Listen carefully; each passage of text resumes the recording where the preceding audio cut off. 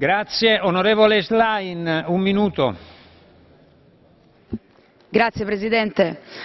Questo Parlamento ha votato in aprile una risoluzione che chiedeva già un meccanismo di quote obbligatorie per condividere meglio le responsabilità tra Stati membri. Nel 2014 6 Stati membri su 28 hanno gestito da soli il 77% delle richieste d'asilo arrivate in tutta Europa. È forse questa la solidarietà e l'equa ripartizione delle responsabilità di cui parlano gli articoli 78 e 80 del Trattato? Non credo. L'atteggiamento del Consiglio è vergognoso su questo punto. Io credo che con questi leader l'Europa, l'Unione Europea non si sarebbe mai fatta. Allora il mio invito è a sostenere ovviamente i passi avanti che il Parlamento chiede già da aprile.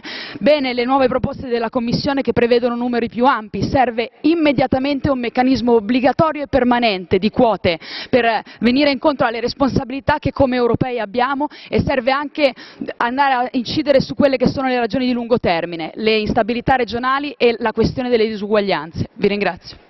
Grazie. Onorevole Джамбазки, per un minuto anche per lei. Благодаря, господин председател. Уважаеми колеги, на първо място трябва да се направи ясната разлика между бежанци и нелегални мигранти. Защото ако приемаме всички хора, които идват на континента, за хора, които имат право на бежанска закрила, значи да приемем, че трябва да осигурим